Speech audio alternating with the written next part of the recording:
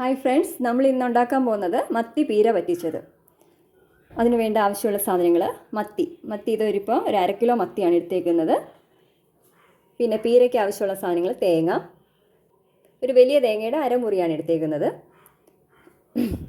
ഇഞ്ചി, ചുവന്നുള്ളി, മഞ്ഞൾ, കറിവേപ്പില, മുളക്, ഉപ്പ്. പിന്നെ കുടംപുളി ഇട്ടാണ് നമ്മൾ ഉണ്ടാക്കുന്നത്. കുടംപുളി ആവശ്യത്തിന്.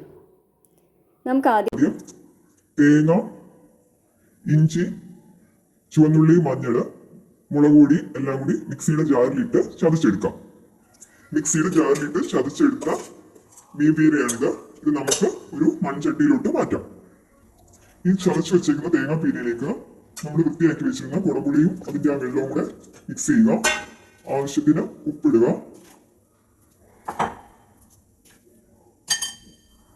കഴുകി വൃത്തിയാക്കി വെച്ചേക്കുന്ന കൊച്ചുമത്തിയെല്ലാം മൺചട്ടിയിലോട്ട് വാരിയിടുക.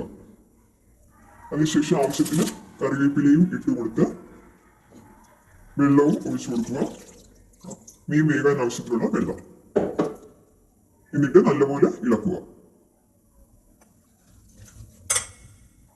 അങ്ങനെ നല്ലപോലെ ഇളക്കി യോജിപ്പിച്ച് വെച്ചതിന് ശേഷം നമ്മൾ സ്റ്റൗ ഓൺ ചെയ്ത് മീൻ ചട്ടി അടുപ്പിൽ വയ്ക്കുക. ശേഷം ഒരു അടപ്പിട്ട് മൂടി വയ്ക്കുക. അതവിടെ ഇരുന്ന് 10-20 മിനിറ്റ് ആകുമ്പോഴത്തേക്ക് കുക്കാവുന്നിടം വരെ നമുക്ക് നോക്കാം. ഇത് നമ്മുടെ മീൻ പീര തിളയ്ക്കുന്നുണ്ടോ നോക്കാം. ഇത് നല്ല തിള വന്നതിന് ശേഷം നമുക്ക് ചട്ടി ഒന്ന് ഇങ്ങനെ ചുറ്റിച്ചു കൊടുക്കണം. അടിക്ക് പിടിക്കാതിരിക്കാൻ വേണ്ടിയാണ് ചുറ്റിച്ചു കൊടുക്കുന്നത്. വേകാൻ വേണ്ടി നമുക്ക് വീണ്ടും അടുപ്പിട്ട് അടിച്ചു വെക്കാം. ഒരു 10-20 മിനിറ്റായി. നമുക്ക് ഇനി അടുപ്പ് മാറ്റി നോക്കാം. മീൻ എവിടെ വരെയായി നോക്കാം.